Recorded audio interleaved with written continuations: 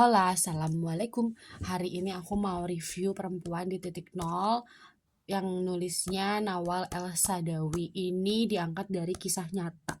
Jadi perempuan ini yang namanya Firdaus, dia orang tuanya tuh udah nggak ada ya, khususnya ibunya sudah meninggal, dan dia sama ayahnya itu dijodohkan sama pria yang jauh lebih tua, lebih berumur, tapi tidak beruntungnya tuh si pria ini tuh buruk rupa, kayak bernanah mukanya sampai berbau tidak sedap, tapi dia harus melakukan itu karena dia harus berjuang hidup demi melanjutkan hidup keluarganya. Tapi dia gak punya adik, gak punya kakak, dia cuma punya ayahnya aja. Ini karena ayahnya ini seolah-olah kayak menjual dia gitu ke si bapak tua ini. Terus bapak tua ini KDRT, dia nggak sanggup, akhirnya dia dibawa oleh pamannya. Tidak beruntungnya lagi si Firdaus, si pamannya ini tidak melakukan dia dengan baik. Pokoknya ada hal-hal yang perlakuan pamannya ini tidak baik, sampai akhirnya si Firdaus ini kabur dari rumah pamannya dengan dia cuma punya modal ijazah sekolah menengah atas. Firdaus ini orangnya cantik. Nah, dia tuh tiba-tiba berhentilah di warung kopi yang rame. Di warung kopi ini banyak banget orang berbondong-bondong melamar pekerjaan. Banyak perempuan juga yang melamar pekerjaan ke warung kopi ini. Akhirnya dia dengan bermodalkan ijazah SMA-nya ini, dia ngelamar lah ke warung kopi ini. Nah, si pemilik warung kopinya akhirnya manggil dia dan disimpanlah dia di tempat warung kopi ini. Dibilang tuh sama si bapak warung kopinya, "Pak, saya tuh kesini mau ngelamar, saya tapi cuma punya ijazah SMA," bahasa kitanya kayak gitu ya. Akhirnya si bapaknya bilang, "Kamu lihat kan di warung saya itu banyak banget orang ngelamar dan yang dipanggil salah satunya hanya kamu." Akhirnya dia disimpan lah di rumah si yang punya warung kopi. Jadi di bawahnya warung kopi, di atasnya itu rumahnya, dia ditempatin lah di rumah itu. Tapi berhari-hari si bapak ini tuh nggak mempekerjakan dia, sampai dia bingung, sampai dia bilang lagi, "Pak, saya kan mau kerja, kasih saya pekerjaan, ini ijazah saya." Si bapaknya malah marah tuh digituin. Akhirnya oke, dikasih pekerjaan. Malamnya dia lucuti lah oleh si bapak ini. Dia mau nggak mau akhirnya ya udahlah terjadi. Nah, keesokan harinya udah beda lagi nih, dia dikuncikan sama si bapaknya, dikunci, dikurung, nggak bisa keluar. Pintu itu hanya terbuka jika ada pria yang masuk. Jadi yang masuk ini yang mau melakukan hubungan dengan si Firdaus ini. Si bapaknya iya, teman-temannya pokoknya bergantian deh, tapi dia tidak mendapatkan apa-apa dari pekerjaan dia di situ. Dia nggak tahu ini dia kerja atau apa, yang pasti dia di situ dirusak sama si bapak ini dan teman-temannya di tempat kopi.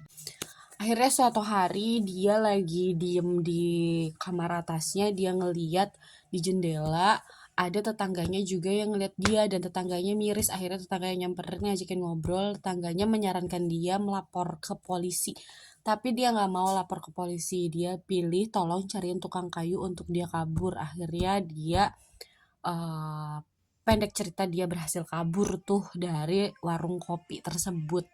Dan setelah dia kabur, akhirnya dia kabur ke daerah Sungai Nil gitu ceritanya. Ketemulah sama perempuan. Perempuan itu nanya sama dia baik-baik. Perempuan itu cantik. Terus perempuan itu bilang, "Anggap saja sih ibu kamu." Pendek cerita kayak gitu. Perempuan itu bilang, "Kamu kenapa?" dan lain-lain. Akhirnya dia menceritakanlah semua kisah dia. Si perempuan ini menyayangkan karena tubuh kamu tuh terlalu mahal dikasih gratis buat orang-orang. Didoktrin lah si Firdaus ini untuk siapapun yang menyentuh kamu itu harus berbayar. You know arahnya kemana kan? Siapapun yang menyentuh kamu itu harus berbayar. Saya lulusan SD dan saya dibayar sekian. Kalau kamu lulusan SMA, kamu harus dibayar 2 kali lipat, bahkan 3 kali lipat dari bayaran saya. Masuklah pendoktrinan itu ke otak Firdaus. Akhirnya si Firdaus ini, si perempuan ini maulah melakukan yang sudah disarankan oleh si ibu cantik ini. Dia akhirnya bekerja dengan si ibu ini. Setiap pria-pria yang datang memang pria-pria yang pekerjaannya wow, mentereng, dia dibayar mahal. Sedangkan dengan kepolosannya si Firdaus ini, Firdaus tuh pengennya mendapatkan pria atau melakukan hubungan intim suami istri ini yang merasakan cinta dan lain-lain. Sampai si Firdaus mikir, kok saya ini berganti-ganti pria yang aneh, tapi saya tidak merasakan hal itu. Yang saya rasakan hanya sakitnya saja, sisanya nggak ada. Didoktrin lagi lah sama si ibu-ibu ini, kamu tuh di sini cuman kerja, nggak perlu kau mikirin perasaan dan lain-lain. Akhirnya Firdaus ya oke, yang penting dia dapat uang, dia sudah bisa sewa apartemen, dia bisa biayain hidupnya dari pekerjaan dia sekarang. Sampai suatu hari ada satu orang yang kaya atau sultan gitu, dia bayar si Firdaus, tapi dia memperlakukan Firdaus ini dengan cara treatmentnya itu yang sangat menyentuh sampai si Firdaus merasakan pakai hati dan lain-lain. Intinya di buku ini tuh si Firdaus banyak melakukan hal-hal yang tidak baik, tapi itu dia karena ketidaktahuan dia dan untuk melanjutkan hidup. Suatu hari si Firdaus ini akhirnya ketemu sama pria yang beralibi untuk udah lo keluar aja di sini. Dan ternyata dari tempat-tempat kayak gitu untuk dia keluar tuh harus ditebus, teman-teman. Jadi dia ditebus nih sama si laki-laki ini. Pokoknya pendek cerita, dia berhenti dari pekerjaan dia itu dan dia bekerja normal. Terus setelah bekerja normal tuh dia tetap si image sebagai pelacur gitunya tetap masih ada. Sampai akhirnya dia pendek cerita tuh dia dilecehkan lagi di kantornya dan dia masih punya pemikiran, lu ngelecehin gua, lu gak punya apa-apa. Dan si atasannya ini marah bahwa karyawan yang lainnya aja mau sama gue tuh atasan, gue tuh ini, tapi kok lo gak mau. Dan dia bilang saya lebih mahal dari karyawan kamu yang lainnya. Pendek cerita, dia itu